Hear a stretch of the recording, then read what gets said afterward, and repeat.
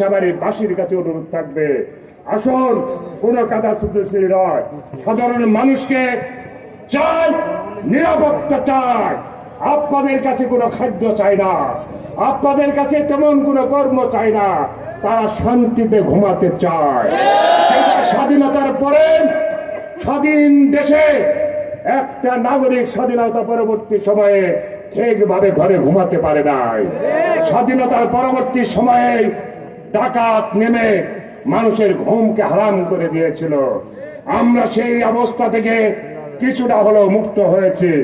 আসুন সমস্ত ভেদাভেদ ভুলে গিয়ে তারেক রহমানের নির্দেশে এই দেশের মানুষের প্রত্যাশা অনুযায়ী আমরা একটি বাংলাদেশ গড়ে তুলি, যে বাংলাদেশ হবে সকলের বসবাসের যোগ্য একটি বাসস্থান, যোগ্য একটি কলোনির মতো হবে। আসুন আমরা যে দেশ যত সভ্য সেই দেশ তত উন্নত, যে দেশের মানুষ যত শৃঙ্খল সেই দেশ তত দারিদ্রতায় ভুগছে। তাই আসুন আজকের এই মঞ্চ থেকে 5ই আগস্টের 36 জুলাইয়ের এই মঞ্চ থেকে আপনাদের কাছে আবারও আহ্বান জানাচ্ছি, আসুন আমরা একটি সুখী সমৃদ্ধ বাংলাদেশ গড়ি। 31 দফার ভিত্তিতে আমরা বেগম খালেদা জিয়ার আজ পর্যন্ত আপনারা শুনেছেন তার মুখ থেকে খারাপ কোন আলাপ আলোচনা? উনি 24-এর 5 তারিখে দেশ মুক্ত হয়েছেন, কয়েকদিন পরে আমাদের নেত্রী মুক্ত হয়েছেন।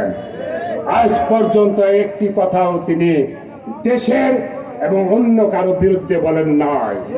এটি প্রমাণিত হয়েছে সারা বাংলাদেশের যদি নির্ভরযোগ্য একজন নেত্রী থাকে সেটা বেগম খালেদা জিয়া।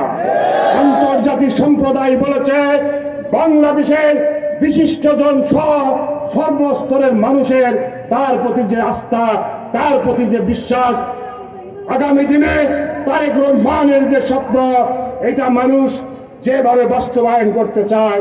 আসুন আমরা জাতীয়তাবাদী দল সেইভাবে সহযোগিতা করে আমরা একটি কাঙ্ক্ষিত বাংলাদেশ আপনাদেরকে উপহার দিতে চাই। বিগত দিনের সমস্ত ভুল ভ্রান্তিকে ক্ষমা সুন্দর দৃষ্টিতে দেখে আসুন আমরা এই দেশের উন্নয়নের ব্যাপারে, দেশকে ঐক্যের ব্যাপারে আমরা এক হই। আরেকটি কথা বলবো, আজকে আমাদের সকলের শ্রদ্ধেয় বিশ্ববরেণ্য ব্যক্তিত্ব জনাব ডক্টর ইউনূস সাহেব 1 বছরের দায়িত্ব নেওয়ার পরে বুঝতে পেরেছেন মানুষ কি চায়। মানুষ একটি এই অন্তর্বর্তীকালীন সরকারের মাধ্যমে দ্রুত একটি সুষ্ঠু নির্বাচন চায়।